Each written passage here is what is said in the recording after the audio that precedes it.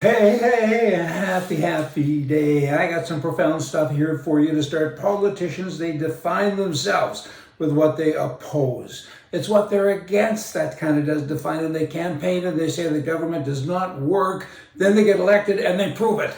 Hey, this woke world of craziness is still something to be thankful for because every day we got to wake up and be happy that we're not liberal. Hey, be happy that you're a conservative because there's hope.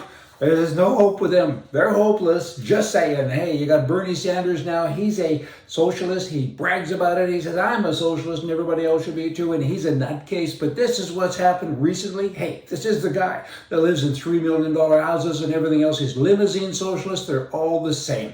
They don't even know what it is. How do they define themselves? How about stupidism? That would kind of be it. Instead of socialism, Bernie Sanders now says, hey, I'm having a campaign dinner and we're against capitalism. And it's going to cost you $95 to come and see me. And it's just a ticket. Actually, it wasn't even a dinner. That even makes it worse. $95. Is he a capitalist? Of course he is. He says he isn't, but yet the capitalist system is what kind of defines him. This definition thing going on. Here's another definition of politicians. At least 13 mayors. It chokes me up. 13 of these people, they should be hung from the highest tree throughout the United States of America. They've been arrested on child sex crimes. Last year, I mean, it's kind of like a John Wayne thing. Give them a fair trial and hang them, right? I mean, this is a terrible, terrible thing. At least 9 religious leaders also have been charged with sex crimes against children. Children are they're our best resource in the world. And you got these perverts that are doing this kind of stuff. Not nice. I mean, ugh. Now, recently I went to keeping up, hey? Recently I went to a track and field thing in Las Vegas at the Liberty High School. And I was so impressed. I drove up and here's the school painted in the American flag. And Let Freedom Reign is on their website. I thought, wow. And it also says on the website, we are here to prepare students in a content-rich environment in a democratic society. Wow, again, mixing education with it. I mean, this is a bold thing. Canada, school teachers, people, pay attention to this. You know, brag about what you are and what you want to be. The school football team is the Liberty Patriots. Hey, the American flag is painted all over, as I said. Kind of cool, very refreshing. Hey, got more for you here. CPAC. Did you watch the CPAC? It's a big deal, right? And there's Donald Trump. What a great speech. I mean, the guy is kind of on a comeback. People are saying, many people are saying, I don't like him.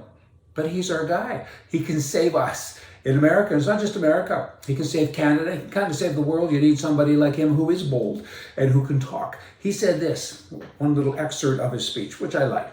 When I accepted the Republican nomination in 2016, I declared, I am your voice. He certainly has been a voice. He says now, I am your warrior. I am your justice. And for those who have been wronged and betrayed, I am your retribution. Either they win or we win. And I promise you this, if I win, we will again be a free nation.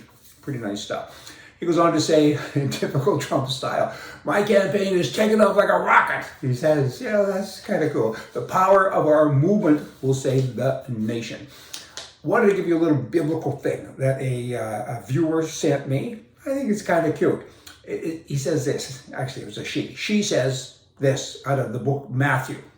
The harvest is plentiful, but the workers are few. Her translation was, there's lots of good to do and the conservatives do it and the liberals want to take it and give to those who don't help in the harvest. It's kind of a nice little thing to throw in. Now, lastly, I am at the NRA AGM starting April 14th in Indianapolis. If you all are there, watch for me. Flag me down. I'd love to see you and have a visit. And then there is London, Ontario, Canada, which is an AGM as well for the CSSA, Canadian Shooting Sports Association. That's on Saturday, April 29th. They have a dinner, and it's called Stick to Your Guns. I kind of like that. And there's other events, too, starting that morning at 10 a.m. And I've been a huge supporter of the CSSA for a dozen years or more. And when I had a TV show years ago, they were sponsored for at least a year, and if you all are in the area in London, Ontario, come by. Come by and visit with me, sit with me, and we'll chat about the freedom in Canada and all the freedom that you don't have, that people and organizations like the CSSA are trying hard to get back for you. And they're a good organization. And I kind of think they'll get it back for us. Because, hey, we need help, huh? Y'all come back. See ya.